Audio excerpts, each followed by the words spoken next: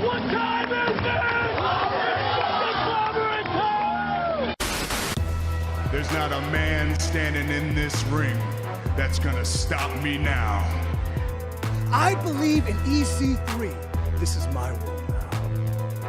I'm afraid I've got some bad news.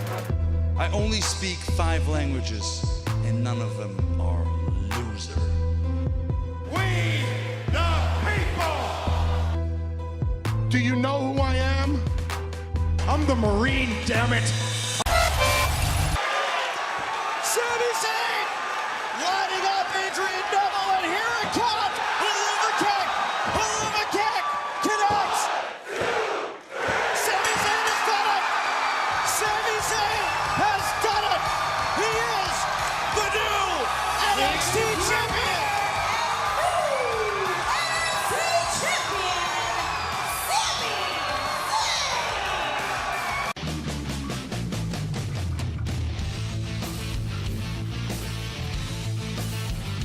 Ladies and gentlemen, wrestling to the mat.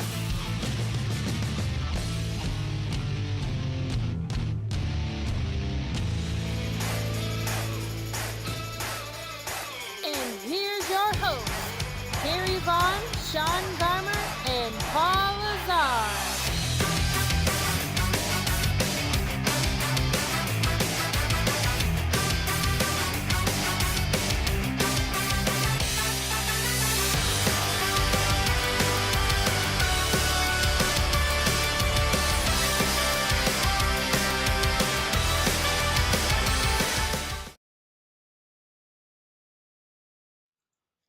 Alrighty, and for only the second time on video, this is the Wrestling to the Max Extra number 7, all about NXT REvolution. If you want to talk about anything that we discuss here today, use that hashtag W2M, or, follow on the Facebook page, of course, that Wrestling to the Max Facebook, or you can call us, 972-591-8620.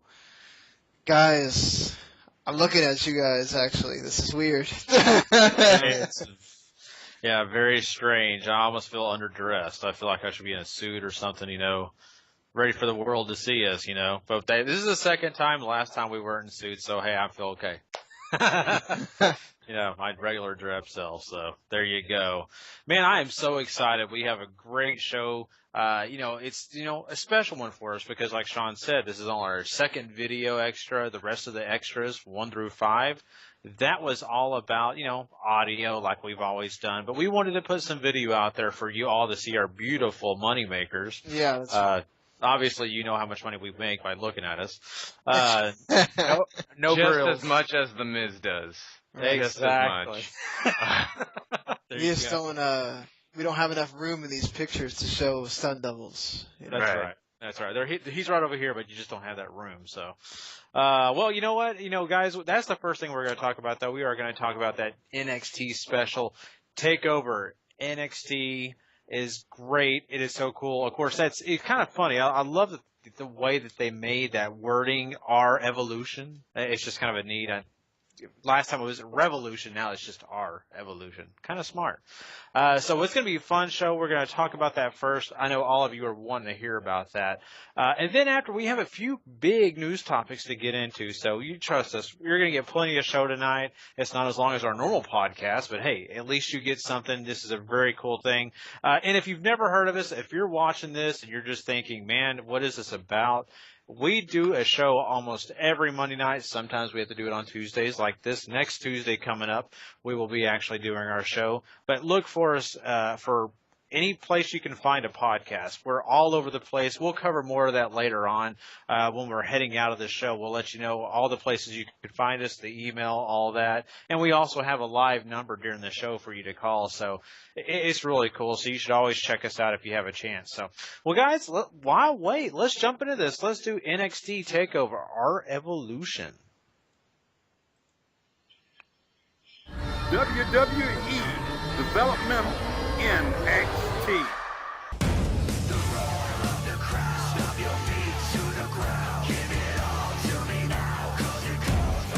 Yeah, sorry, I have a dog and he likes to just randomly decide to bark at things. Yeah, thank you, Bambino. Hey, he's just chiming in, man. He's excited about the whole podcast and talking about NXT. You know, he has his own opinions too, you know. And he's also probably, you know, concerned about Corey Graves, I'm sure. Yeah, I'm sure. That's what it is. They started the pre-show with Corey Graves dropping a bomb that we had all speculated on Monday with him announcing his retirement. If you didn't see it, they did add an extra video, I think, on the YouTube page. That shows Triple H offering Corey Graves a 2-year contract because he's done such a great job in training for the announce position. I guess before we start the show, I mean, what do we think about the announcement? We kind of thought, you know, he's kind of got the Christian syndrome with the several concussions kind of putting him out. He was there in the 3-man booth with Alex Riley. What do we think of his first time that we heard him on commentary? And just, you know, him announcing that. I thought he was good. I mean, there wasn't too many problems that I noticed. I mean, Alex Riley had more flubs than he did, so bonus. I just really think him and Alex Riley don't need to be on the same show together. They sound a little too similar, and honestly, for me, I can't stand Alex Riley on commentary. I'd rather him be an analyst on a pre-show or whatever. Mm-hmm. You have a face for video, a face for audio. It doesn't work for you, mister. I think him and Brennan actually could work as a 2-man better, or have Albert with him because he sounds so different than, Corey. Yeah. I agree. I mean, they do sound very similar. And, you know, I think both of them being, you know, basically from the same situation, I think they kind of have the same things to offer, you know, being kind of exited out of your wrestling career kind of early for both those guys is something they have in common. I think separating them is a better thing. Corey Graves is okay, though. I mean, just by listening to him for this one show, you kind of get the idea that he's done a little bit of training. He's trying to get himself ready, but he's still so green. He's still a little bit nervous. You can kind of get that. I would be too, though. No fire towards him or any, you know, hatred. Hey, he's doing his job. He's trying to get, you know, prepared to do it, you know, a good job in the future. So I'm just proud of the guy. I'm glad the WWE gave him an opportunity to do this because, I mean, it's a sad, sad deal that he had to end his career early because the guy had a pretty good career for, you know, being a young star in NXT. I mean, he actually, I think, main evented a few of the big shows, I believe. I know at least 2, I believe he main evented. Yeah, for sure. And I mean, what do you guys think about this whole, you know, Alex Riley apparently did a match. He came back in a match on a house show, and apparently they started this hashtag of Free Riley so he can go back to wrestling. Do you think he wasn't too bad when he was doing his deal with The Miz, but after that he kind of petered off. I mean, do you think he could really make a comeback? I don't see why not. I mean, there's already a crowded mid-card that WWE isn't using, though, so it'll probably just get lost in the shuffle again, like what happened after he was finished with the Miz feud. Mm-hmm. Yeah, I mean, I kind of agree. I wish he would have been able to, you know, get into some more things after Miz. I was kind of thinking to myself, okay, the guy wasn't so bad. I didn't see the problem with him, and just he disappears. I think he definitely deserves a shot. I mean, I don't exactly understand why they decided to take him away from the ring. Maybe they had their certain reasons, or maybe he decided that, hey, it's not working out great. I don't think it's ever going to work out, so I'm going to head this other direction. But I'm all for it. This is kind of the Brad Maddox situation here. I thought they should have let Brad Maddox in the ring longer instead of putting him as a GM or whatever else they wanted to do. Riley had concussions or something like that. They could really? Keep him out. Mm-hmm. That's that too. I get you.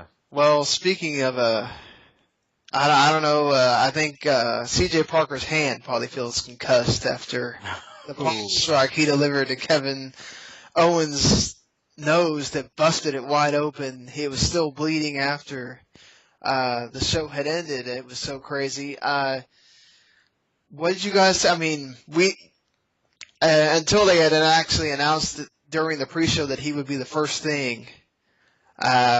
Were you guys expecting that to be the kickoff? And I think we kind of joked, right? We thought it might be somebody better than C.J. Parker. It wound up being C.J. Parker. Yeah. What did you guys think of the match? His debut? I don't think I've ever heard a crowd so loud for somebody just debuting. It was ridiculous. What do you think? I mean, everything. His shirt, what do you guys think? It's Kevin Steen with a new coat of paint. That's all it is. There's nothing different. It's the same guy from the indie scene. That's why this was really cool. A lot of the other guys have had to change up who they were a little bit or their wrestling style, and this is just Steen being Kevin Owens now. That's the only difference. And his shirt is now a clever, KO thing. That's cool. The palm strike's pretty brutal though. Apparently he actually broke his nose. So I originally thought he just got scratched really bad by his Parker's fingernails or something, but no, it broke his nose. Parker has it went all the way to the bone. He has an opening in his palm. Oh, good Lord. Wow. One of the weirdest double injuries ever, has to be. That's for sure. I don't think either of those guys expected that, but hey, that's the price you pay when you're in the ring and you're flying at it full speed. I mean, I honestly, in my personal opinion, what a great way to start the show. And you're right, Sean. That crowd was popping like crazy. They were so excited. I mean, heck, I was excited. It was so cool to see Kevin Owens. Got to get over that. Kevin Owens walking into the arena. Everybody's just so excited just to see him in a WWE. Speaking of your flub, did you catch at one point people were chanting "Fight Steen, fight"? Everybody started booing and chanted "Fight Owens, fight." I thought that was great. Yeah. It's so awesome that the NXT crowd is and it doesn't seem like it's there's a teleprompter there telling them do not say this. It's genuine. The NXT crowd does not want to chant their previous names. They want to chant the names that they're given. And I think that's so cool that the crowd just responds immediately to whatever's presented to them and says, okay, we're going to accept this. We love these guys so much. Who cares, Oh, yeah. We care about them, not the names so much. Well, I think the regulars and the crowd, I mean, a lot of them, maybe students and the regulars that show up for the shows, I think they just have a lot of respect for the NXT crew, the wrestlers, and they want to make sure that they're a big part of it. So that's you're exactly right. I think that's why they change what they say. But we also know there's a lot of smarky fans in that crowd. So, I think it's great though that, like you said, the crowd reaction and the way that happened. And I was really happy to see that we did get that style that Paul was just talking about. Just a straight up, hey, I am who I am. You saw this in ROH. Well, guess what? You're going to see this in NXT. And if I get to that main roster, you're probably going to see it there unless Mr. McMahon decides that he's going to change me completely. So, I mean, it was just a lot of fun to see. A lot of energy in that match. A lot. And so that was the biggest key to me. It got me actually excited for the rest of the show, and I didn't even get a chance to be in that arena. So I just think it was a great way to start the show. It really was, and man. How do you like his variation on the package move? He kind of uses it as setup for a powerbomb instead. Do you like that? I mean, we figured there was no way they're going to let him use the package powerbomb, but yeah. Is it that? Are you talking about that weird neck breaker thing he did? Yeah. He still does cool. the package motion, but he just drops him instead. Yeah, and it looks way more painful. It does. And I was wondering that exact thing, why did they change that? But I think it's, honestly, it looked very violent, but I loved it. I thought it was a good move. Well, moving along from Steen's debut, maybe something not so impactful because it seemed kind of like, it kind of took the crowd out of it. You have to go from such a high to something that maybe has looked better in vignettes than it's looked in the process of having your tag team title match, the Lucha Dragons against the Vaudevillains. How do you guys think the match went? I felt like the Sin Cara stuff didn't go over that well, and then it kind of got better as Kalisto came in when he did a few of his crazy moves. What do you guys think? I think it was okay. I mean, it's so I guess exactly what I was expecting because we talked about this on Monday. The Vaudevillains, while they're great as far as chemistry goes, they're still missing that something in the ring that makes them stand out, makes them a little bit more exciting to watch. Because really, they're just a straight up old school act, which is fine.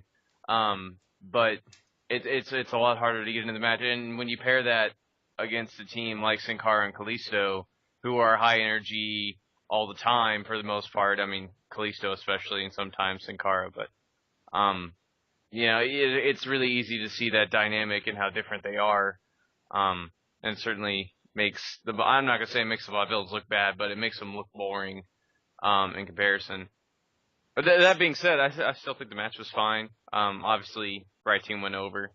I'm more interested now to see who their next challengers are going to be, because there's sort of open field day in the tag team division as far as who's next, because there's nobody really that obvious as, this is the team, Mm-hmm. No, and I agree. I think with, Paul's assessment right there saying, hey, the Vaudevillains are just missing something. They're a fun team because of the fact that their gimmick is just, old school, and it's kind of neat. We all love those video packages over the last month. I mean, they're funny, they're great, and I definitely appreciate it. I appreciate the creativity.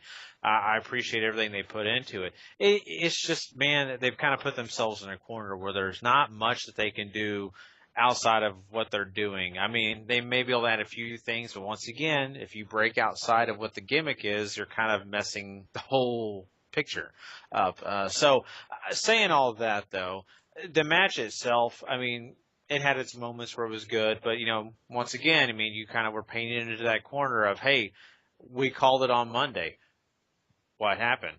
They were, going to slow down Kalisto and try to get them to, stay on the ground and not so high flying. But, at the end of the day, guess what? The high flying came back, and 1, 2, 3, the Lucha guys, they end up, taking the titles back home. So, out of all that, though, when you look at this, though, do you kind of think that, I mean, I'm just kind of curious, do you think there's anything that they can do? Because right now, they're doing exactly what Vince calls a Cesaro.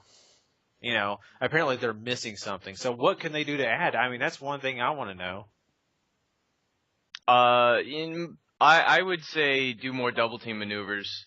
The thing that made, the Four Horsemen so classic when they were tagging was they tag in and then you get a double team maneuver right away that piques your interest back in before the one guy goes back to ground and the other guy down. So I would do that, because I mean their finish is already kind of cool, but with double suplex, just something that keeps the crowd going in between that time. That being said, I want to mention I loved the finish, especially the NXT crowd chanting chivalrous whenever Aiden shoves Gotch out of the way and takes the double dive. And then Gotch gets in all pissed off, and then they also chanted that was manly during. Yes.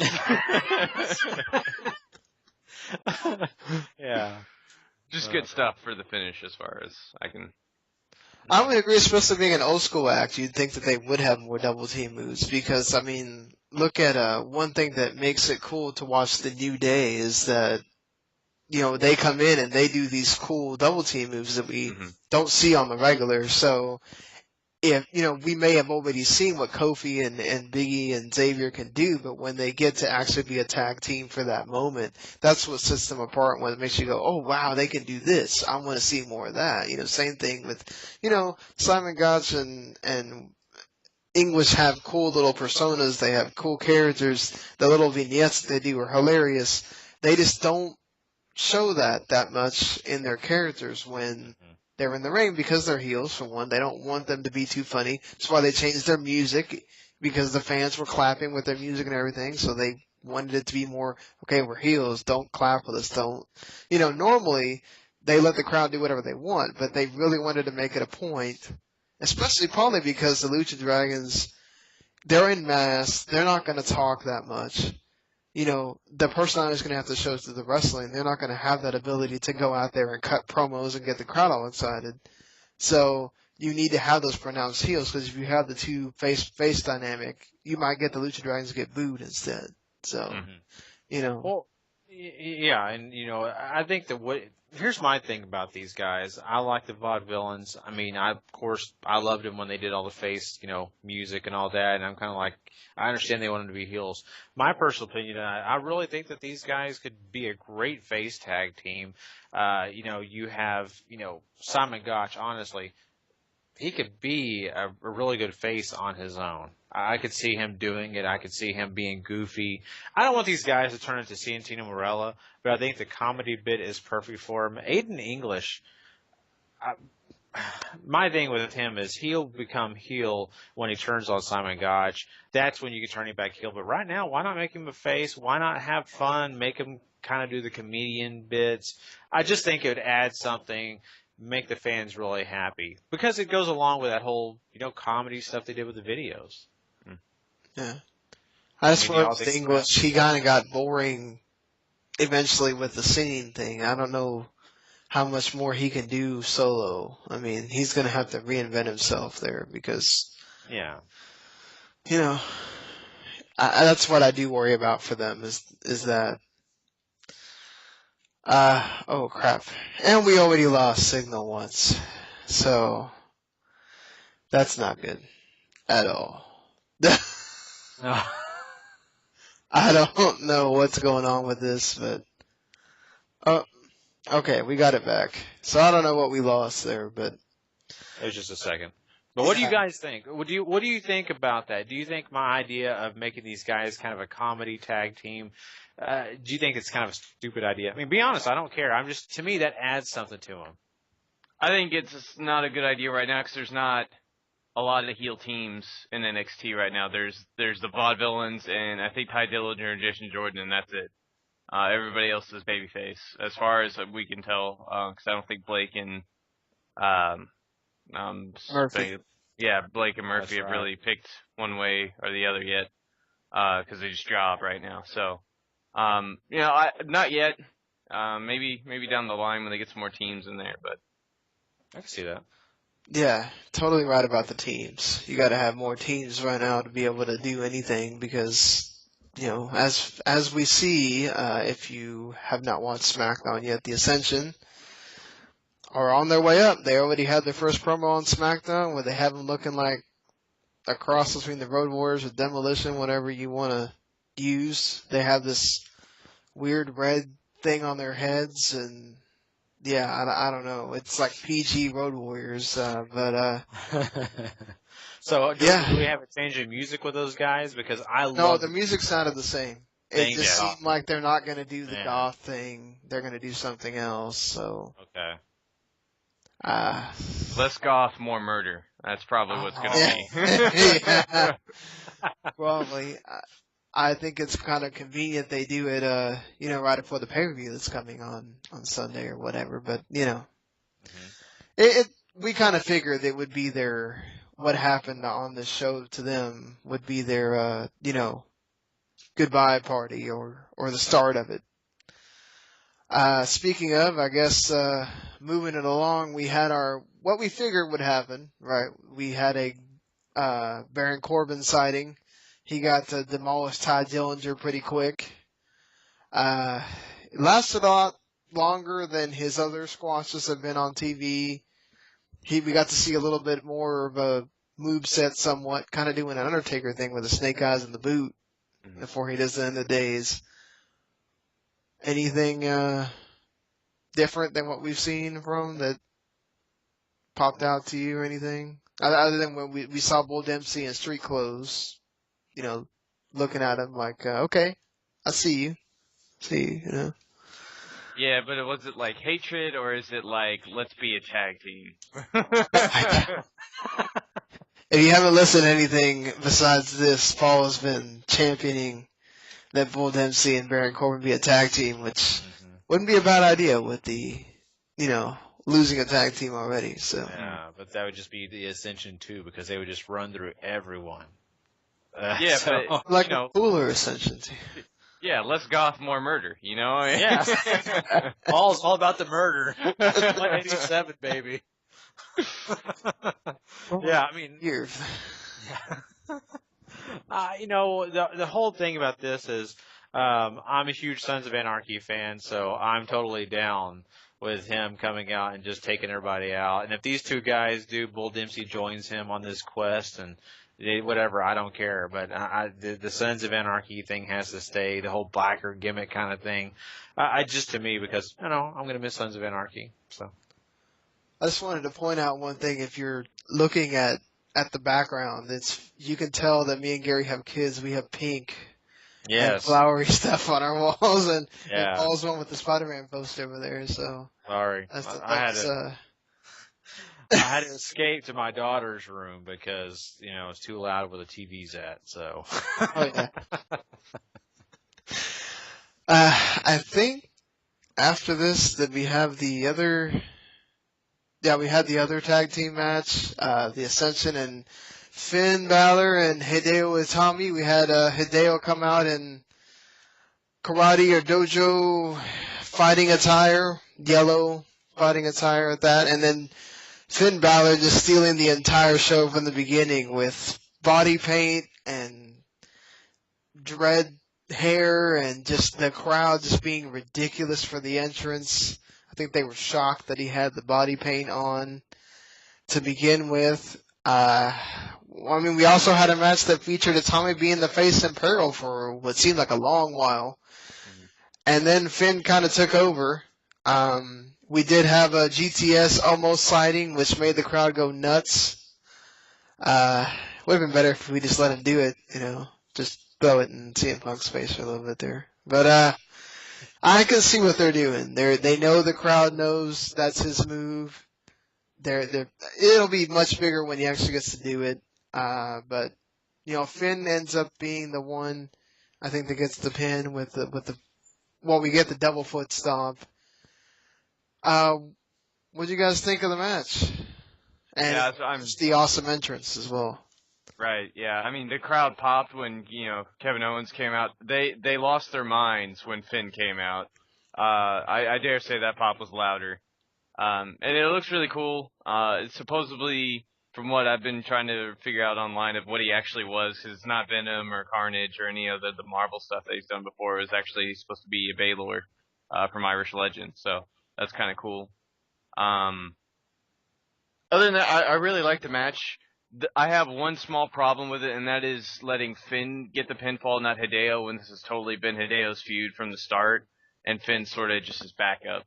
And I also thought that Hideo didn't really get to feature, he got his butt handed to him, but he didn't really get to feature enough into, putting them away, other than the double foot stomp, which I guess is their way of doing it. But I would have felt a lot better if he got the pinfall. I think it would have made a lot more sense. Do you think this kind of plays into the whole, Finn's been very adamant about he does not plan on spending a lot of time in NXT, whereas, Hideo obviously has more to overcome with the English language barrier and the having to, because sometimes he kind of looked uncomfortable. He didn't look so fluid as we're used to seeing, if you're used to seeing his Kenta matches or whatever, he's kind of adjusting to that style, and plus, he's gotten half his moves taken away from him. His finish is the kick that Bryan does as a regular move normally. Did you I kind of felt like they were trying to showcase Finn as like, okay, this dude is here. We're going to see him soon. Whereas, okay, I kind of felt like, the crowd kind of stayed with Hideo, whereas you kind of saw the crowd kind of sit on their hands a little bit with Sin Cara being the face of Pearl. With Hideo, they kind of bought into it and they kept going with him, chanting for him and everything. Probably because maybe Finn didn't look so convincing in that role to be what Hideo was, to get beat up by the Ascension, because we also got to remember they're trying to promote the Ascension as something if they're going to bring him back up. So, it's kind of a weird dichotomy, I guess, for that match. Yeah, I understand what you're talking about, and it's kind of interesting. I think it may have something to factor into it, because it just seems like what Paul was saying. It's almost like Balor is just totally overtaken this feud, even though Hitami was the actual beginning of it. And he's just kind of taken over the entire situation. And so that could be just what you're saying, Sean. It could be the fast track to, hey, I'm here, I'm gone, I'm going to the next level. But on the other hand, I totally agree, Paul. I mean, it's odd to me because, I think they kind of drew me in as well. They've gotten me so interested in Balor just by him being there and kind of overshadowing the situation that I kind of forgot where this whole thing started, honestly. It all started, with Tommy and him signing with a company and doing all that. So it's a weird economy. I just think that they should totally maybe go back and maybe review that. But the Ascension have made it known apparently in a video that they're not done with them. Oh, so really? Okay. maybe Tommy will get his moment. Yeah, hopefully so. I had a problem with it too. I felt like Balor was kind of becoming, but I understand like his backup was from the moment Finn came out the first time. It was such a big deal. And then all of a sudden we've seen Tommy kind of adjust himself to Finn style, or I don't know if it's Finn adjusting to Tommy style, but I mean, they're doing double foot stomps. I mean, it's not like we're seeing Tommy do his own move and then Finn does his. So, I mean, in a way, I guess they're trying, as Paul noted on Tuesday night, that they're kind of making them be kind of the similar styles right now because they're a tag team, but it kind of seems like there's more Finn rubbing off on Tommy than there is Tommy rubbing off on Finn, and it's kind of, if you're a big Tommy fan right now, you kind of feel like you guys were saying, he's kind of getting the short of the stick, I guess. I know a lot of people are like, oh God, he's getting buried already. Well, what? Just give it some time. The guy's got, I feel bad because he's going to have issues when he gets up the main roster. He's not going to be able to talk. At least Brian is as bad as he was at the beginning. He's been able to improve because he gets mic time. He doesn't have the language problem. Mm-hmm. So, you have to wonder what can for one, Tommy's going to have to find different moves that he can do that aren't the same things that, we see all the time. So he's going to have a lot of adjusting to do, I think, too, before we can totally get mad at where he's going and where he's not going. Mm-hmm. I totally agree.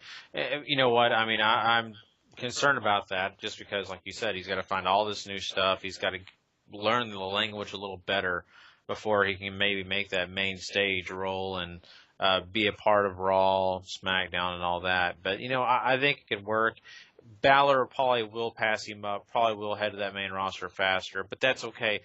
I don't have a problem at all with Tommy honing his skills, honing whatever he needs to do, the language, the different moves he'll be using for the future in NXT. The NXT needs that. They need guys like him, guys that have been in the ring a long time to help some of these greener guys. I mean, I think it's a positive thing, not so much a negative thing. I know if you're a Hideo Itami fan and you just can't wait to see him face a guy, like John Cena or whoever you want him to face, you got to give it time. It's just for him to be right. You don't want him going too early to the main roster and then just being like, where am I going to go from here because I can't really do what they're asking me to do. You want him ready. And so I want him to be 100% ready for the WWE main roster. So, and the one question I do have for you guys, and I have not paid attention to Finn Balor's indie career on a large basis. I know, Paul, I know you've followed him to an extent.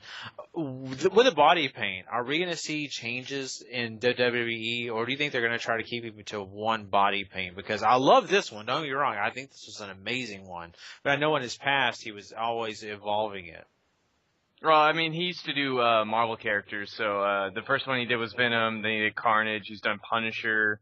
I think he's done another one. Like for Wrestle Kingdom this year, he was just essentially a zombie, which was pretty cool too. So I mean, he can change it up. I don't know how far WWE's willing to go, with copyrights and all that stuff. You have to worry about on this side of the pond as opposed to being in Japan and stuff. So. Mm-hmm. Yeah, I'm assuming they're probably. Apparently, reports are coming that they're gonna let him keep the body paint for a normal thing. Hopefully, it's not an every match thing because then it kind of gets. It's a special occasion, obviously, yeah.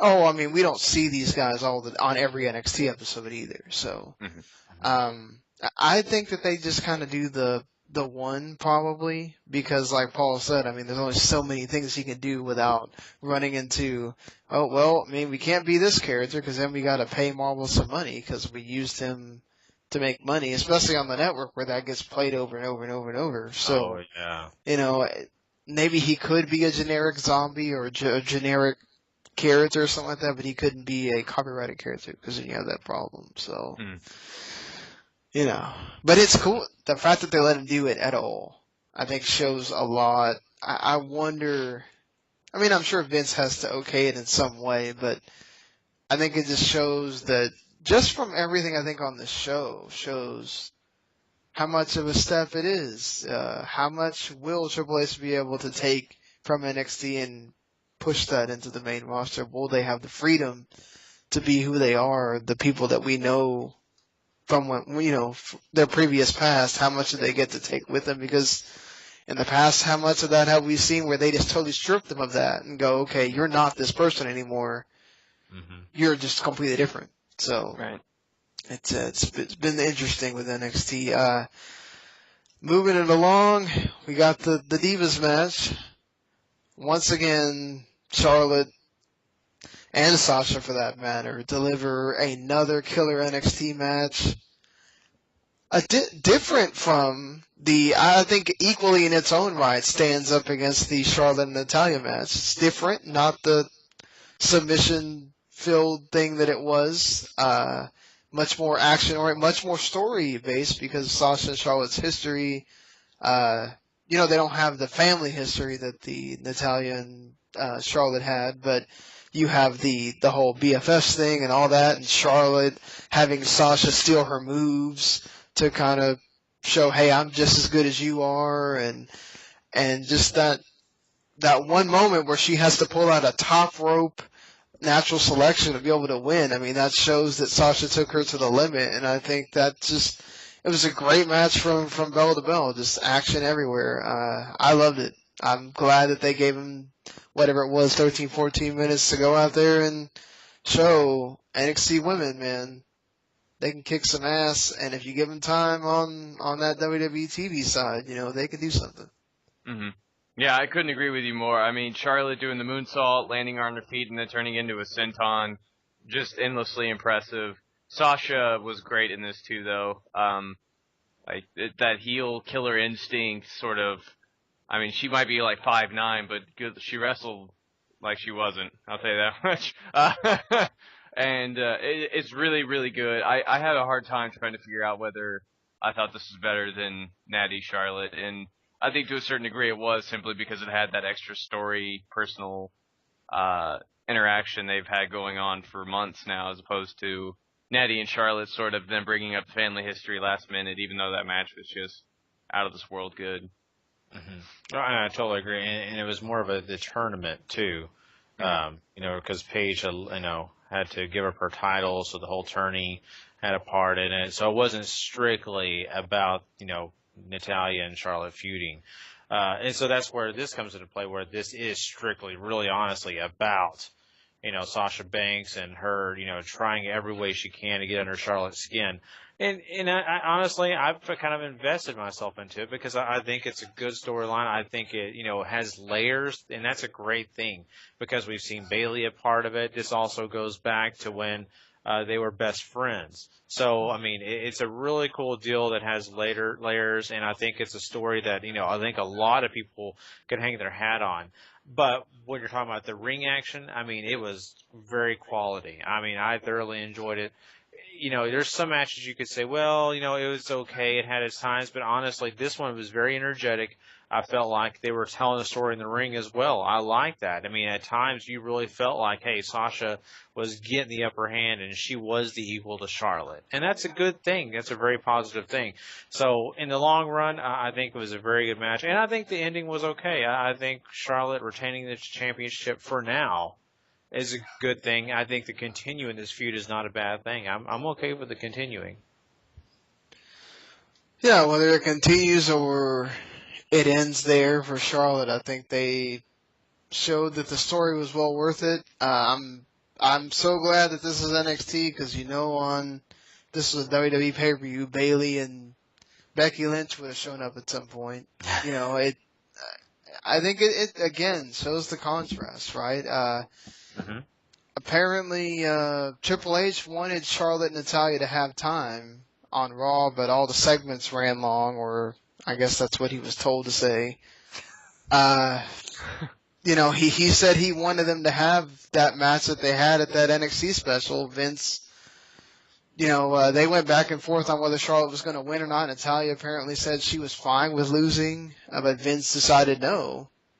And they're hoping, I guess, people forget about the fact that Charlotte lost in that match when she debuts later. But do you think again, this shows, right, the whole difference between a wrestling person wanting to do something and a promoter person wanting to do something, where I'm sure Vince was thinking about the Total Divas thing and all that. Natalya's been doing something with Tyson Kidd on TV, so how's that going to look if she loses to somebody that's making a one-time appearance for now kind of thing? Mm-hmm. Where do you guys lie on that? Should Charlotte have won? Should the match have been longer? Was that enough to really show anything? I mean, you're trying to get people to want to watch this NXT special. I mean, what did that do for you watching that? Yeah, I mean, not a whole lot in the long run, because it was 3 minutes. I mean, you don't really get a great picture of who Charlotte is, other than Flair's daughter, which they bring up, I think, very briefly. And then, if you want Charlotte to go over, pair up against somebody different. If Natty you feel is too big a star or has too much going on, Total Divas, throw her in there with somebody else. Hire a jobber for the night, for God's sakes. I mean, it's not hard. But in the long run, it's a 3-minute throwaway. I'm pretty sure it's meant to be forgotten by the time she's ready for full time. Mm-hmm. Well, I agree. It's one of those situations where I may be able to see where Vince was coming from and saying, well, Natalya's established. She's somebody that they've seen on Raw on a regular basis. Charlotte, if you haven't watched NXT, you don't know a whole lot about her. So why should she go over? But the whole point of the purpose of her going over is to get people really invested into, hey, we got to buy that network. This girl, Charlotte, just totally came on and beat one of the established divas. Maybe this is a lot better than I thought. You got to make those casual fans invest in something. And if they're not, catching something and getting interested, honestly, just watching her lose does not help them get excited, right? Mm-hmm. So I think that's kind of a mistake. But, I think that, there's probably an argument to it more than I just gave. But, I really think it's kind of a bummer. I think that with Charlotte's great, way to help, not only the NXT brand, but it also would give her a win in her debut in an area where her dad basically ruled the world in that land of, Carolina. So. For sure. I noticed the other day at Kmart that they had a really cool, it's apparently a defining moments figure. It has Ric Flair with the old world title belt and one of his really cool robes, and he's all, old style Ric Flair. I thought that was really cool when I saw it. So kind of reminded me of, what if Charlotte comes out wearing one of those robes one time? Just apparently, just get in touch. I like the fact that she actually, does stuff with her dad, but also wants to be different than her dad and doesn't necessarily want to just emulate everything she does. But she's also accepted that, she did the chops in the match, and she made it a big deal that, hey, I'm the Flair doing the chops. You're not going to out-chop me. I thought that was... It's nice that she's able to incorporate some, her legacy, and then also not have to do what Natalya and Tyson Kidd do, where we're doing the sharpshooter. Why? Mm-hmm. Why do you need to do that? I mean, I think that in a way Natalya should be able to come up with her own move and define herself, whereas, Charlotte's taking that to heart and say, okay, I have my own move. Curtis Axel, as much as we malign him for being boring, at least he tried, to kind of his own person. So, the one thing I respect out of the fact is exactly what you're saying, Sean, because, when did we actually see Charlotte start doing the chops? When did we start to see her doing some of those things? It's when Sasha antagonized her. It's part of that story. It's Sasha starting something, and, hey, Charlotte's going to end it. Charlotte says, I don't do this on a normal basis, but I know how to do it, Mm-hmm. So I like that. I like that part of it. Yeah. Well, let's move on to that main event, and boy, I don't think. I mean, I know we had the Finn pop and the Kevin Owens one, but my God, I couldn't hear anything for a while with Sami Zayn. I mean, it was nuts. The Olays and the Sami Zayn chant, the Sami chant, they couldn't stop chanting for the guy for a while. He is just, if he doesn't make it on the WWE roster, that's a shame. Vince must have done something completely wrong with the guy, because he is what the Daniel Bryan story could have been if they had done it right from the first word go. And look at what they did with him without totally having to do all this. Let me just throw everything at him and we didn't have a million authority figures try to dismantle Bryan, and they didn't have, it was just Neville and Zayn, and have the Neville heel character put down Zayn, and we saw Neville change into a more heel character as the story went on, where he started as a face. By the time we got to this match, people had completely turned on Neville. That's when the story worked. It worked wonderfully. We knew this match was going to work, not only because they gave them about 25, 30 minutes to work the match itself, but for them to get the time to flesh out the entrance and have them boo and chant they were chanting, "Let's go Sammy, Neville sucks." I mean, they were making sure that everyone knew that whose side they were on. I mean, just let's go ahead and get into that match. I mean, it was just a thing of beauty from start to finish, I think. But what do you guys think? Match of the year candidate for sure. These guys, they did a terrific job of drawing you in. I mean, we knew that Sami was going to win based on the stipulation, but they're just like at WrestleMania a few years ago, whenever Taker took that pedigree super kick combo.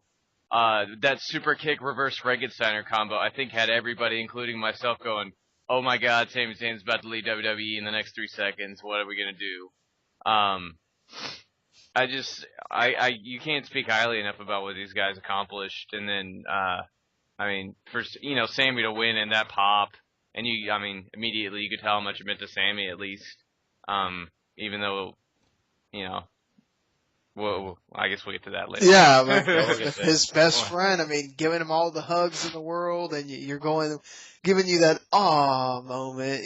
That moment that just you thought was there with the whole locker room. And Pat Patterson was out there, for God's sakes, Yeah. And then right as the show's about to go off, I seriously thought it was over. And then all of a sudden I'm like, what? Wait, what's going on? Kevin Owens powerbombed him into the apron. I mean, I think you called it, Paul, and I think a few of our other Facebook group members called it, how cool would it be for, Kevin Owens to debut and then immediately get into a feud with Zayn, and immediately he made his presence felt there at the end, too. He started the show and ended the show. But, credit all to Sami Zayn, who had to wait so long to get his moment. They planned the story well. They did it well. They had the moment in the match where, and I think I was yelling. At that point, I'm sitting there trying to put my kid to sleep. I'm still watching the match. And I'm, amazed at myself. I'm like, man, I'm really getting into this. I can't believe I'm sitting here yelling at the TV to tell Sami Zayn not to use the belt because you're getting distracted and whatever. And it's that's when you know they did a great job, just because even us that watch so many matches, you can still get invested, just like if you didn't know anything. I think hats off to him, and I just loved it. It tells the story right there, right? That he was trying to change, that he had that edge to him that he showed at the end of the NXT episode, that he yelled at Neville that he was going to come end everything. And he ended up doing it his way. And the nice guy did win for once. Didn't last very long for him, but he did win. Well, he learned that nice guys finish last. That's what he learned. Right. So, in the long run, though, I didn't I guess I'll say this. I almost expected there to be a really good match just because of the fact that I do know these two guys worked the European tour together. And so they've wrestled each other I can't tell you how many times on the indie circuit and everywhere. They've done this a whole lot of times, so they know each other very well. I think they did a great job, though, sticking on cue, putting everything together, and the way that this match unveiled itself, it was fun. Some of the stuff they did is just, I'm sitting there thinking, like, that is not as easy as they make it look. Oh, no. It was a valet. Yeah, it was like the flip up into the blue thunder bomb, which would be dangerous for anyone else to do, but they did it like it was no big deal. Just everything that the Zayn kind of landed on his head on that reverse Rana, but it was still great. Him putting the knees up for the red arrow, which I think the only time that's ever been done, they moved out of the way. They didn't put the knees up. So, I think Bo Dallas might have done it. But still, it's still just terrific the way, the Koji clutch moment where Neville looks like he's dead to rights and he still gets to the rope. I mean, they had so many great near falls in that thing. And just it all, it's just, I can't say enough about how wonderful that was.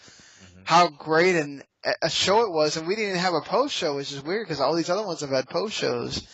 I think they wanted the whole thing with Owens to soak in there and not make it seem like, oh, here's another just part of the show. They wanted to make it feel like, okay, this ended the event. You need to remember that, which was well done in its own right. But I mean, where does this rank for you in the four NXT shows that we've had?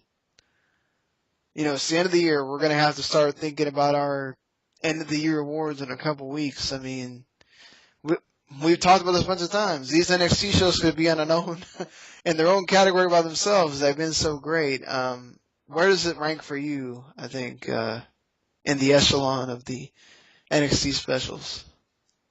This is the best one, I think. Because the only reason I say that, this is the only one I've considered giving a 10 to.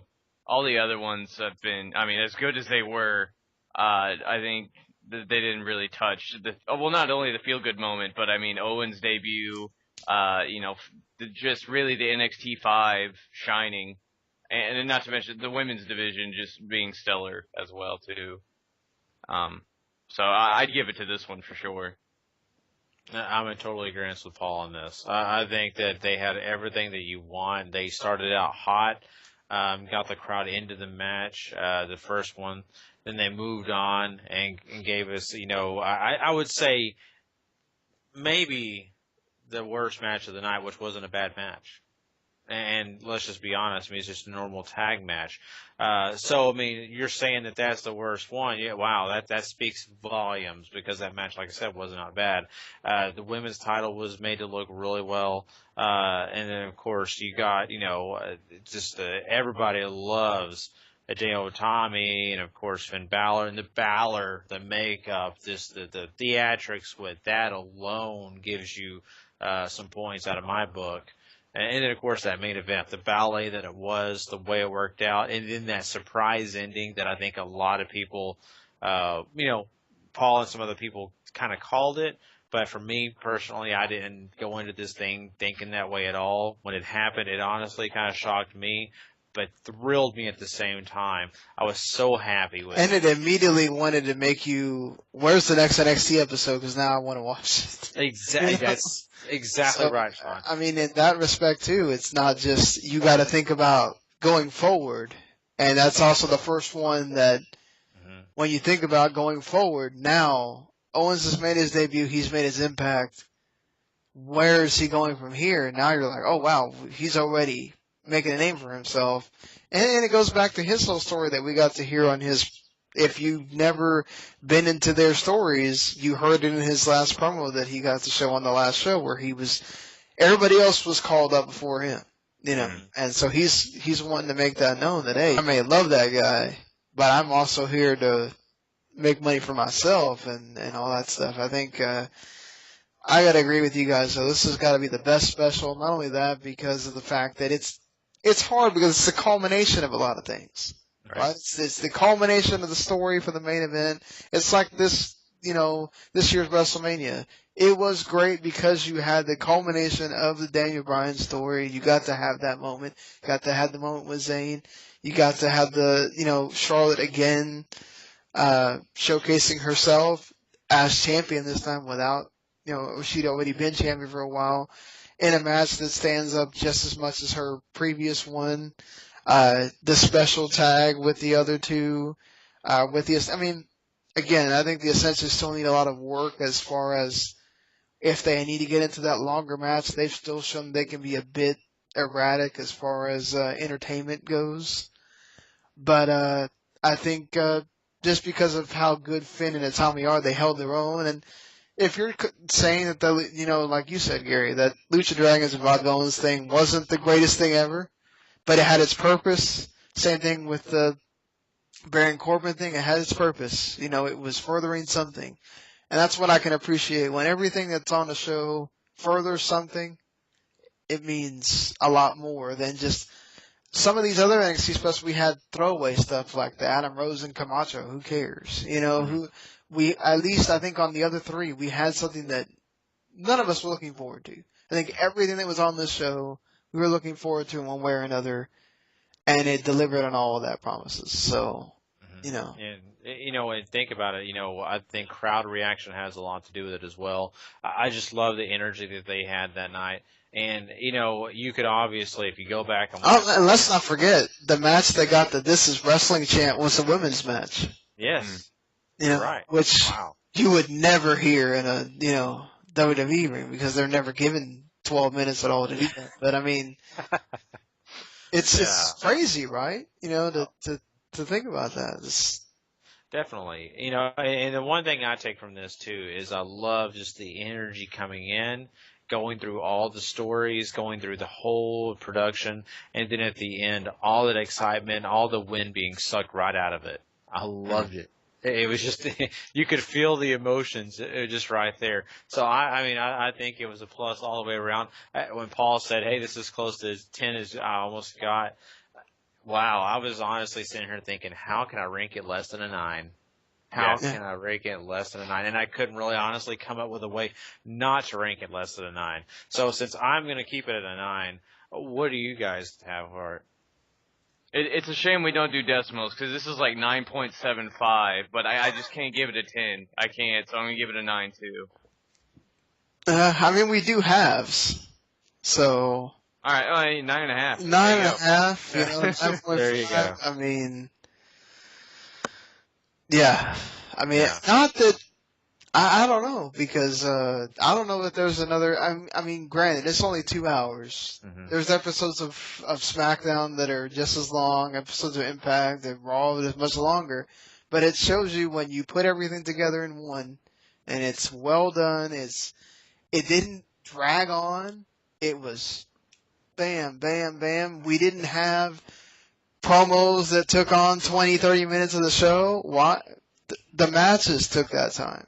The promo videos took that time. The way a show should be done, not with stupid.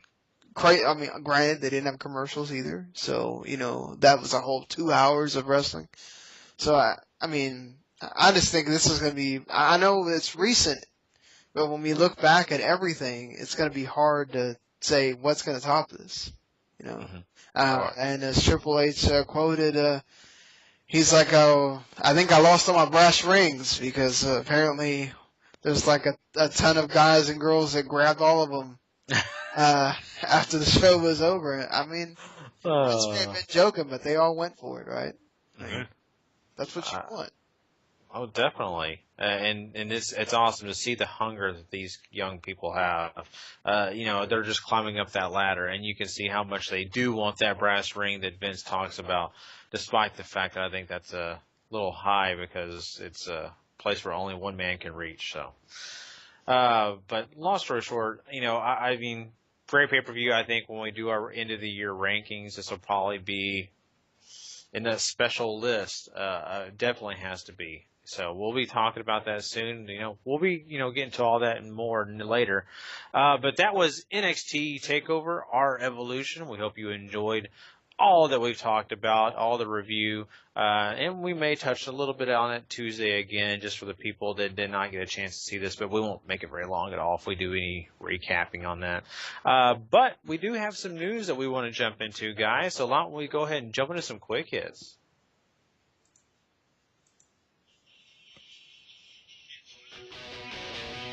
It's time for wrestling news. Quick hits. All right, guys. Well, you know what? The biggest news coming out of this week since the last time we did a podcast was this last Tuesday. Kind of short term, but hey, this is big news. ROH just gained Alberto Del Rio. Can you believe it? Wow, this is crazy because I assumed he was going to be doing, maybe AAA, maybe staying with Lucha Underground, which he's been talking about getting into. But it's great, I think, for ROH especially. It helps them for sure. What are your opinions? What do you think about him joining ROH? I think this is really, really interesting.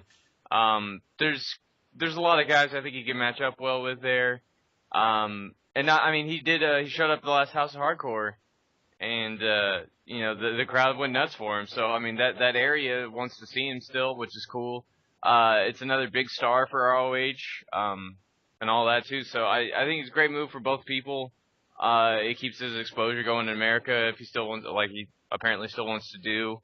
And yeah, I think it's a good win all the way around. I imagine it'll be a lot like AJ Styles' contract though, where he'll show up a certain amount of dates a year, and then he'll stick around the home promotion that he's working in right now, which is AAA.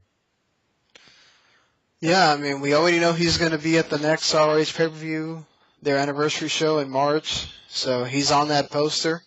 So we will see him there along with AJ Styles. He's on that poster too. He's supposed to be on a few shows as well. But I think this is great. I mean, I don't know that, there's not that many guys. I mean, other than obviously if they were to sign CM Punk again, obviously that's in another stratosphere by itself. But of the guys that are there and wanting to work and ex-WWE guys that really want to do something, I think Del Rio was probably the biggest one. And I mean, he did talk about one of them being an American promotion. We were kind of messing around that it might be TNA, but it's great, With AAA, obviously Lucha Underground is there. It seems like it's all signs are pointing that he'll be there as well. You got ROH. I mean, this guy's busy. He's keeping himself busy, and he's still entertaining Bellator, too. I mean, goodness, right? Just too much stuff going on. It's Del Rio everywhere. Yeah, you're not lying. And, I think the guy's got a great work ethic. That's obvious. And not only that, he's putting himself in a great position here. ROH, we just talked about their last pay-per-view, which was Final Battle. And it was thoroughly enjoyable, a lot of good matches on that card.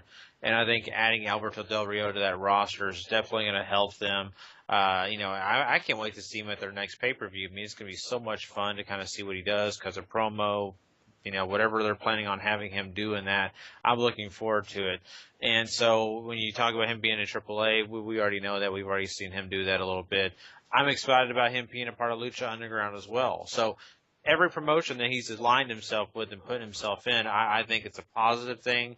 The Bellator thing, I don't know. I'm okay with it, but once again, can he really pull off that Bobby Lashley type deal, wrestling and MMA fighting? That's the big question, especially with him so busy with 3 other promotions, so. We shall see, whatever works out with that. But, talking about Lucha Underground, we mentioned that just now. It seems that they may be having some financial issues. They've really, put on some great shows, but it's very costly for them to put on these shows. I want to know what you guys think. Do you have fears that maybe Lucha Underground won't survive some of the financials? Because we've seen the El Rey Network work and the way that they've had to, maybe make some budget cuts here and there. Do you fear that they're going to be one of those budget cuts in the future? I don't know, to truth be told. I've heard that the ratings they're getting haven't been close to what they want either, so that might play into it some too. It's a joint venture between El Rey and AAA though, so they're only going to get out what they put in. If they have to make some cuts, I think that's okay. you already have a sort of grungy looking show, and you have to make budget cuts. It's only going to fit into that mold even better. It would just be such a shame to cancel it, though. It's been a terrific television show so far for the 7 episodes we've gotten. Mm-hmm. Yeah, I haven't watched this week yet that features the ladder match. I'm sure the spike in ratings probably has a little bit to do with that, but they obviously can't have a specialty match like that every week, or eventually those are not going to pop the rating that it popped.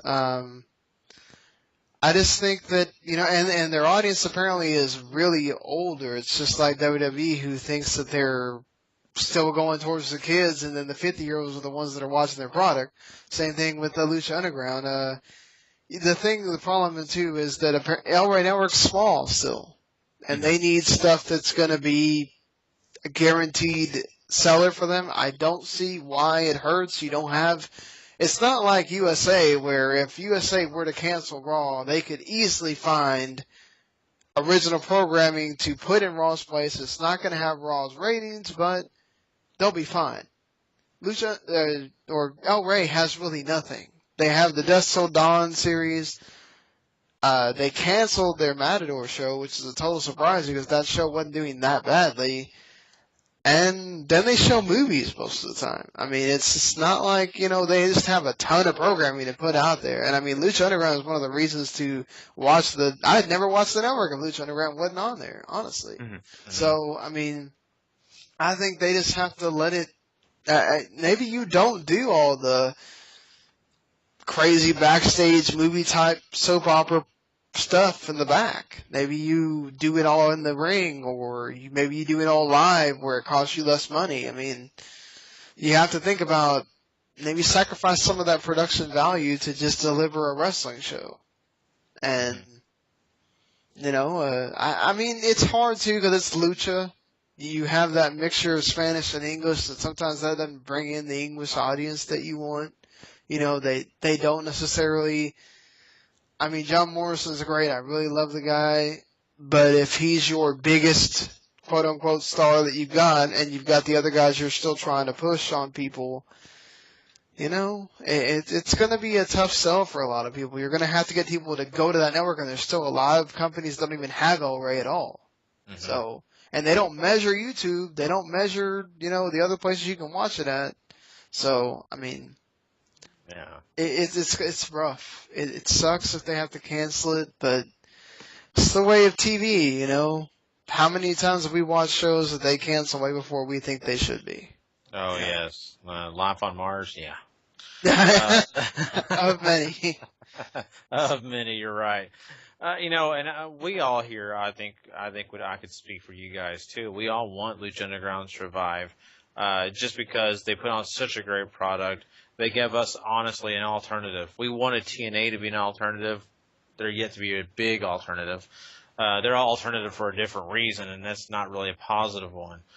So, I mean, that's what we want to see. We want to see wrestling, but different versions of it, different ideas. This is the first one we've seen in a long time. This is a breath of fresh air that has been completely different what WWE puts on. So, I mean, it's definitely a sad day if they do decide that they want to cancel Lucha Underground, but I'm all for them staying on the El Rey Network. And it's mainly because they have all these fresh faces that you may not have seen before. If you start doing what TNA does, let's just pull all the guys that WWE drops, then it all becomes the same thing eventually. Exactly. And, And you see Conan. Conan's a part of the, Lucha Underground. And, sure, he's not the biggest name. He's a WCW guy. But he is a well-respected name in the world of wrestling, especially in Mexico. So, I mean, there's some guys there that you could say besides, John Morrison. But, I mean, you're right. There's a lot of young faces. Just people don't know. They just don't know them. And the exposure is very hard. They've done advertising, around the country and really trying to get their name out there. But right now it's such a hard thing to do, to get advertisements out there to people who they're not sure if they want to take the time. We all take the time because, hey, we're invested in the world of wrestling. We want to watch everything we can get our hands on. But a lot of the casual fans, if it's out of their way or they don't have a chance to check it out, they're not going to go to YouTube and watch it. They're just going to say, don't have that channel, sorry. So, best of luck to Lucha Underground. We hope for the best. But we were just talking about, networks and the El Rey network. Let's talk about the WB network for a minute here. They're actually adding content. Yeah, big surprise. Yeah, right? Well, they are actually adding some things. They're going to have a BWO week, special kind of thing. They're going to have that. It's going to be fun, huh? So look for that special to come out pretty soon. I know Paul's already all excited. He can't contain himself. Plus, they are going to have primetime wrestling. So that's cool. They've already had an episode on right now for you guys. So I mean, these are some things that I think Tuesday Night Titans, which I've been waiting for that show because it's the Vince talk show from back in the 80s. Wow. I know a lot of people have been asking for it on our page, that are old school wrestling fans. So they have like 6 episodes of that already up there. There's 1 episode of Primetime Wrestling. I'm sure they'll add it, probably based on how many people are actually viewing it or even know that it's there. So I mean that's interesting. It's like WWE's old. They would have Bobby Heenan and Gorilla Monsoon like crack jokes and do stuff like that in between like tape matches. So it's something cool to see because honestly, Gorilla Monsoon and Bobby Heenan are awesome together anyway. So, right? Yeah, definitely. Yeah. What do you think, Paul? Though, why are you so excited? George Barrios is talking about apparently there's more content that they're adding, whatever that is. He couldn't announce it now, but the 1-year anniversary of the network is coming up pretty soon, so maybe they're waiting for that. Yeah, I'm sure they're wanting those numbers to jump by then. They want to be able to say, "Hey, our anniversary, we already have this many additions to our numbers." So we'll have to see, but I'm just a little bit nervous about it. I'm not sure Primetime Wrestling's really going to get that many more people to add on. Well, but I mean, the maybe. more old stuff you put on, it's only helping the hardcore fans, which are the ones that are. Definitely. You excited for any of that, Paul? I mean, the more variety they add, the better. I liked. I've seen Tuesday Night Titans before. It's great. It's essentially the Tonight Show for wrestling. It's really it's surreal almost. Primetime Wrestling used to be their old Monday show before they jumped to Raw. You guys nailed perfectly what it was. Older superstars would be cool too. That used to be their big show for a long time. And then they still have other promotions to add. Memphis, AWA, the list goes on and on. Mid-South, I think they have too. So just anything you can add to, diversify the network is going to be for the better. Yeah, and more of those, like that just random one they did about the Usos. They need more stuff like that makes it, about the current guys. They need their time to be profiled that sometimes they don't get that time on TV, Mm-hmm. Oh, for sure. So. And that's what the network's for. It's to get you all the exclusive views of not only history in wrestling, but also of the superstars of today. I mean, this is your best way of getting people more invested in these guys. Hey, this guy played football, or this one was really interested in doing this, and so people can kind of relate to them and makes them want to follow them more. That's kind of the way I look at it. But you got to tell me, Paul, you don't want to see BWO invade the WWE headquarters? Come on, it's going to be fun. No, yeah, it'll be fun. It's just like the BWO it's just funny that they feel that's relevant still. They've been well, it's because apparently they taped a bunch of stuff for that Volume 3 ECW unreleased thing, so they went ahead and just, as Robert would say, Gary Richards is going to be on our screens again. Oh no. Well, check it all that though. It's going to be a lot of fun to watch all that new stuff that they're actually putting on the network. A lot of positive things, and once again, if they the thing they did for the Slammies was a good idea. They need to do stuff like that too. Be more current. The thing they did for TLC, where they showcase the best of TLC. If you don't want to go back and watch a bunch of TLC pay-per-views, you can watch that and kind of get a consensus of what the pay-per-view is to kind of get you hyped for the pay-per-view that you're going to be able to watch in a couple of days. I mean, that it's small, but it helps, Definitely. I totally agree. And That's why, NXT is such a great part of that network is because Not that it's something else. NXT is worth the $10 by itself, but Yeah, I think we all agree on that. And since we're mentioning NXT, let's talk about this. There has been rumors now. This is rumors, okay, people. We don't know this is fact. We're just hearing this.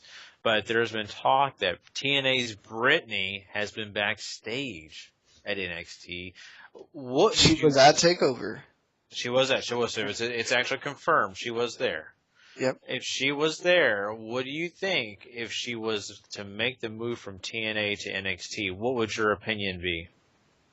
Didn't she used to work for WWE once upon a time? She did. Or am I imagining that? She did a guest spot, I think, against Charlotte on an NXT episode. I remember that. Okay.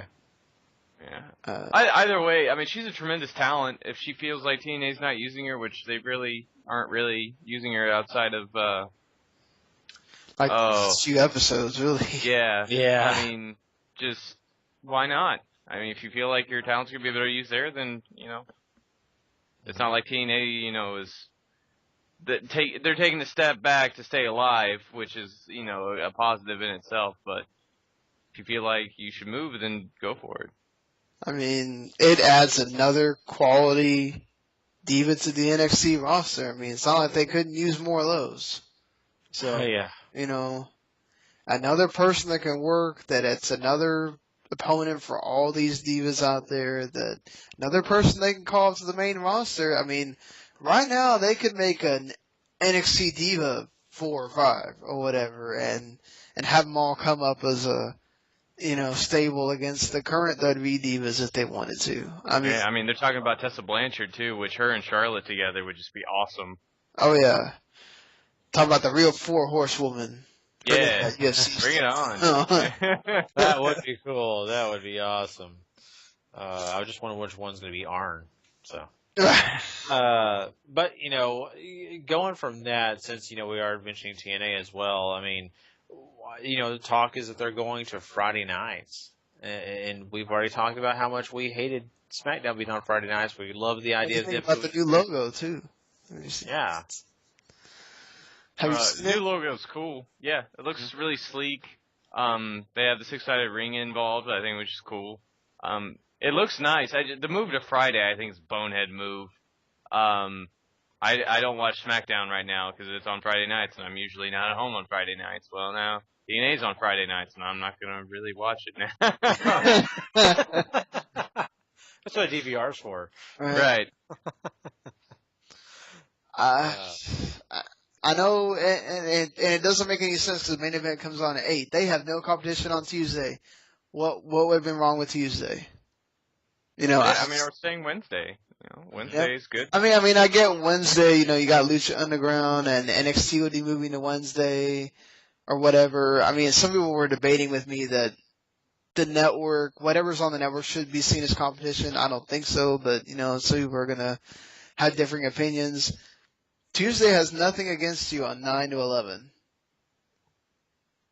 I don't see that. I mean, it's the day after Raw. I mean, maybe you get into wrestling burnout or whatever, but at least people are at home, right? There's no football. There's no. I mean, I think basketball usually does games Wednesday and Thursday nights too. So I mean, there's not a lot going against you on that day. I think. I mean, any day would have been better than Friday at this point, and I think they're going to run into the same problem. It's even later on a Friday than SmackDown. I mean, maybe SmackDown you might watch that first hour before you go out. Now you're going to do 9 to 11 when somebody's coming back from a movie or coming back from the party or whatever. I just think I don't know. Destination America has like nothing on their channel. I mean, really, one of your other shows that you had are much bigger than TNA that you couldn't give them carte blanche to pick their day even? I mean, no. I guess, the only thing I can see is that maybe it doesn't fit in with anything else that they have on their channel. And they just throw it on Fridays because they can have all their regular shows during the week and go, oh, Friday's our sports day or whatever. Yeah. No, I totally see what you mean, and I just think that they feel like it's the night they can own. It's the one night that there's no other wrestling on, and I just feel like, that's where they're going. But I just think it's such a bad move. It really is. Just like Paul said, it's a beating to watch SmackDown because who's home on a Friday night? And if you are home, you've got other things to be doing because it's just, the weekend's just starting, So, I mean, I would hope that they would maybe review this and kind of see whether their direction is. But in the long run, I think we're all just happy that TNA is still, alive and well, kind of well. Let's just say it that way. But at least they're still around, okay, folks? So that's at least a positive, I think, for most wrestling fans. So, moving on there, talking about wellness, man, it's crazy. We had a breaking news that I just feel so bad for this guy. He's one of our favorite comic guys on the WB, and that's, I'm already blanking on it. I want to say Bruno. It's not even Bruno. Santino Marella. It's the other Italian guy. Now, I want to say Bruno Sammartino. I don't know why. No. But anyway, Marella actually had to have emergency surgery, and this is a sad deal because, he had all that work done in his neck. Well, guess what? They had to remove all the work that they did and replace it with titanium. That is such a scary thing, if you ask me, because, that's a serious part of your body. It's just terrifying to know, what really happened to him. But I just, want to know what you guys think about this because, does this possibly mean that all those rumors of him trying to get back in the ring could be completely scrapped now? I would think so. Having recently had titanium added to my own skeleton, you can't really do a lot for a while. And I only had it on my face. I can't imagine what it's going to be like on the neck. And all the rehab he's going to have to go through for that. If I stick to the comedy role, I wouldn't wrestle anymore, to be honest with you, because I don't even want to know how long he's not going to be able to do anything with his neck. Yeah, that's a dangerous thing. Glad he's okay. Glad they were able to catch that before it was really harming him. But yeah, I would have to say his days are probably numbered at this point if he really wants to get back to wrestling. I think he'd probably always be welcome as a figure, as a guy that you can bring in when you want to do some kind of comedy thing. I thought he did fine as a GM for a week or whatever. You can bring him as an authority type figure if you want. Not that they need any more of those, but it's just a thought, I guess.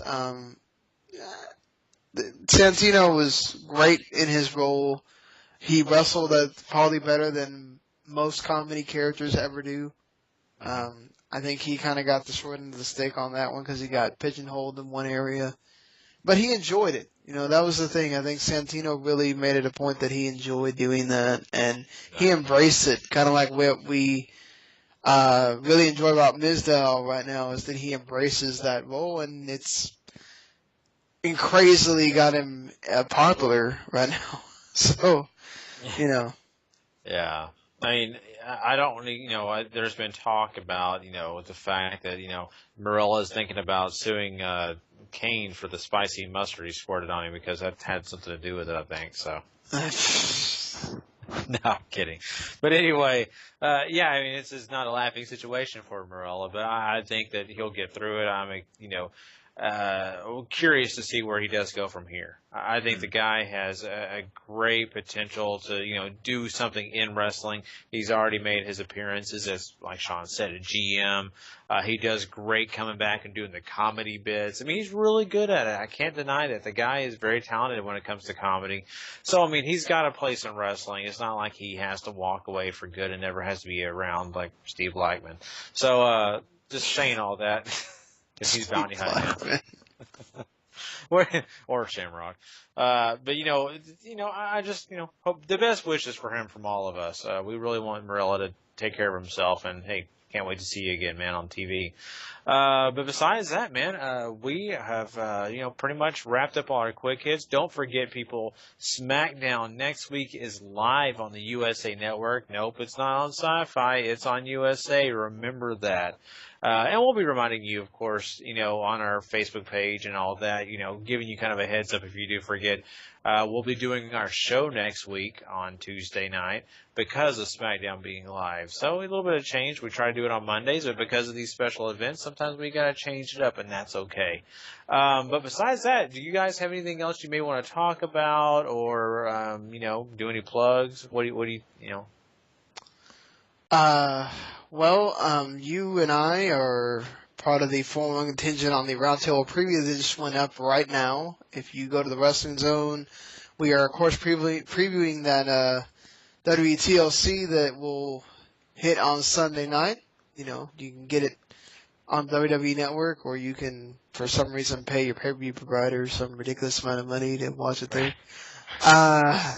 Or, there's other ways, I guess, which we will not talk about on here. But,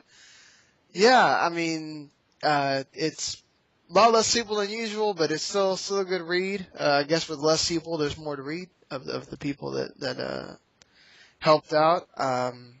Doing the games podcast tomorrow, as has been the usual recently. Much better to do it on Saturdays and Sundays for me, so unless Daniel tells me yes, it's probably going to be Robert and Mark again, which is fine.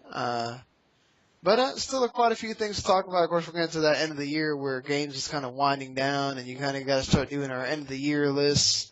I already sent Paul the stuff for doing our Game of the Year awards, so, I always organize that every year. That's going to be fun to see what everybody thinks is our top 10 when we get to that. Our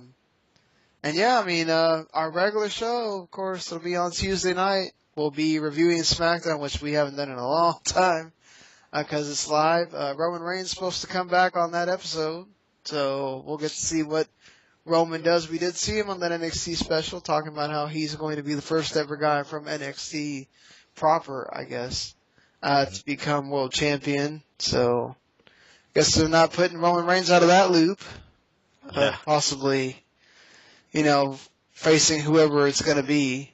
At WrestleMania or wherever. And I'm sure they'll have other things going on, being a SmackDown Live episode. So, and then of course the the post-show Raw after TLC should be interesting, because then we get into those, holiday episodes, which aren't usually. Yeah. Cringeworthy. We'll be having our, end of the year stuff for W2M pretty soon. It's either going to be that Christmas week or the New Year's week, one of the two. And we're going to let you guys in the Facebook group have your own vote. You guys will get to have your own awards. That'll be the Facebook group awards that you guys get to choose. I know last year we had the group and we kind of let you guys vote, and then we would tell you what we thought. I think it'd be cool this year.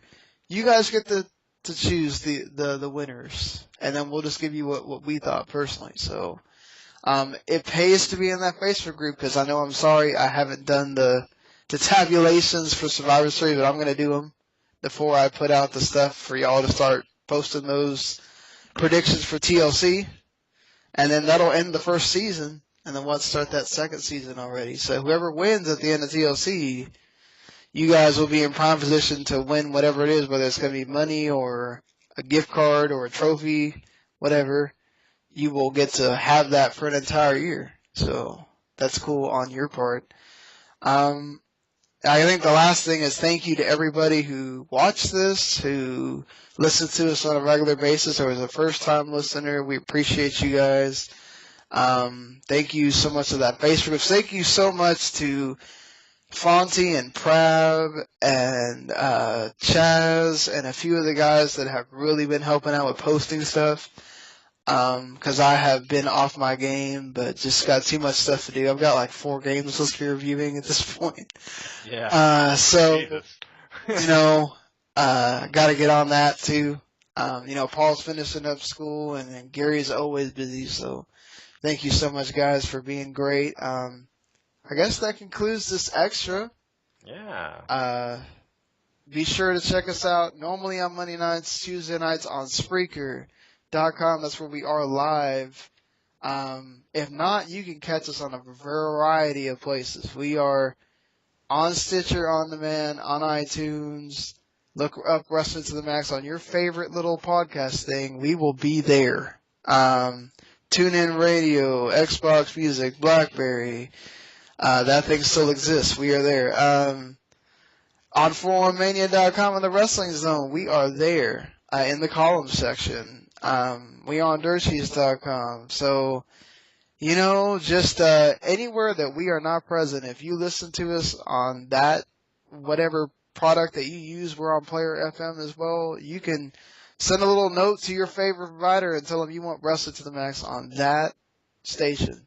Mm-hmm. And, help us get it on there. So, again, rate and review us on iTunes and Stitcher because it helps, apparently, with the ratings and what we're able to accomplish as far as other things. So, for sure. And if you like these video deals, we can do more of them for you if you're willing to make your voice heard. So, Yes, speak up. Maybe not full episodes to doing this for looking at each other for 3 hours. I don't know about that. Yeah. We can't sneak off for our bathroom break, so. But, yeah, but, for these extras to be once a month, we kind of been slacking.